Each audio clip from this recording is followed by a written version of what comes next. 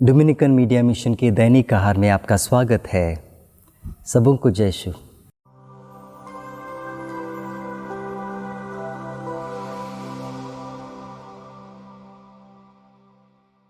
आज के सुसमाचार में ज़क्केयुस गुलर के पेड़ पर चढ़ जाता है। प्रभु के दर्शन वो वहाँ से करता है क्योंकि ज़मीन से उसे प्रभु दिखाई नहीं देते। क्या आप जानते हैं कि पवित्र ग्रंथ में, पवित्र बाइबल में गुलर का पेड़ एक आध्यात्मिक शक्ति का प्रतीक है। थोड़ी सी कल्पना कीजिए, गुलर के पेड़ में यदि बातें करने की क्षमता होती तो वो ज़क्केयुस से क्या कहता? वो यही कहता, हे ज़क्केयुस, क्या तू जानता है कि इतने सालों तक मैं रास्ते के किनारे क्यों खड़ा हूँ और किसका इंतज़ार कर रहा हूँ?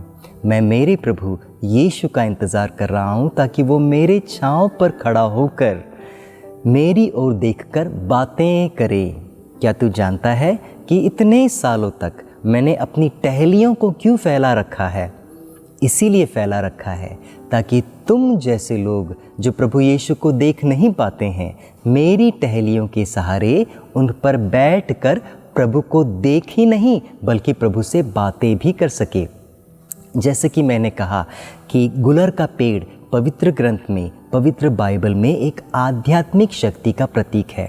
इसके साथ ही गुलर का पेड़ हमें 4 विशेष सीख सिखाता है। वही मैं आपके साथ में बांटना चाहता हूँ। सबसे पहली सीख, गुलर का पेड़ एक आध्यात्मिक अवसर है। वहाँ पर इतनी भीड़ थी कि ज़क्केयुस प्रभु को देख नहीं पाया। हम समझ सकते हैं कि ज़क्केयुस की तरह वहाँ 1000 लोग होंगे जो प्रभु को देख नहीं पा रहे थे, लेकिन मात्र ज़क्केयुस ही ऐसा इंसान है जिसने गुलर के पेड़ में एक अवसर देखा, एक अपॉर्चुनिटी देखा, और इस अपॉर्चुनिटी का फ़ायदा उठाकर वो ऊपर चढ़कर प्रभु के दर्शन कर सका। मेरे मित्रों, आपके जीवन में भी आध्यात्मिक रूप से एक गुलर का पेड़ है, बल्कि एक नहीं, बहुत सारे होंगे।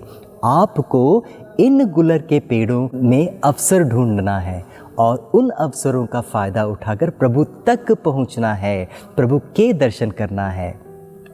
दूसरी बात जो हम इस गुलर के पेड़ से सीख सकते हैं वो ये है कि जेरिको में पाए जाने वाले गुलर के पेड़ विशेष होते हैं। उनकी टहनियाँ टेढ़ी मेढ़ी होती है। क्या आप जानते हैं ऐसा क्यों है? ऐसा इसीलिए है क्योंकि गुलर के पेड़ जो जेरिको में पाए जाते हैं वो सूरज के प्रकाश को पाने के लिए किसी भी हद तक जा सकते हैं। वो अपने आप को इस तरह टेढ़ा मेढ़ा कर देते हैं ताकि वो सूरज के प्रकाश को पा सके। और हमसे यही प्रश्न करते हैं कि क्या आप प्रभु के प्रकाश को पाने के लिए थोड़ी भी कोशिश करते हैं या नहीं करते? तीसरी सीख जो हम गुलर के पेड़ से सीख सकते हैं वो ये हैं, उनकी जड़ें। मेरे प्यारे मित्रों, गुलर का पेड़ अत्यंत सूखे स्थान पर भी पलता है, अत्यंत गर्म स्थान पर भी पलता है। और क्या आप जानते हैं, उसे देखभाल करने के लिए कोई माली नहीं होता जो उस पर पानी डाल सके। गुलर का पेड़ पानी का स्रोत पाने के लिए अपने जड़ों को बेहद ही भीतर, ज़मीन के भीतर तक पहुंचाता है ताकि वो पानी को पा सके, जल स्रोत को पा सके।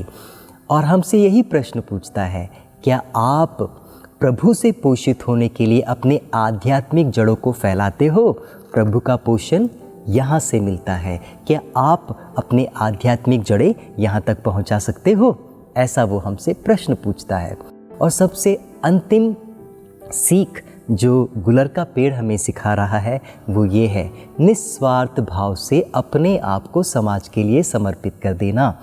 हम इंसान काफ़ी स्वार्थी होते हैं। दूसरों के लिए कुछ देना हमारे लिए मुश्किल का काम हो जाता है, लेकिन पेड़ पौधे और विशेष करके गुलर का पेड़, यरीको में गुलर के पेड़ को सड़क के किनारे लगाया जाता है ताकि उसकी छाँव में थके मांदे लोग बैठ सके। साथ ही साथ उसकी पत्तियाँ, उसके फूल और उसके लकड़ी भी काम आते हैं। विशेष करके उसके फल गरीब से गरीब लोग भी खा सकते हैं। मेरे मित्रों, ये प्रश्न हमारे दिल में उठ सकता है, ख्रिस्तीय होने के नाते क्या मैं निस्वार्थ भाव से अपने आप को इस समाज में रख सकता हूँ, दूसरों की सेवा में अपने आप को प्रस्तुत कर सकता हूँ? यही 4 विशेष सीख गुलर का पेड़ हम सबों को सिखाते हैं। आप सबों को जय शिव।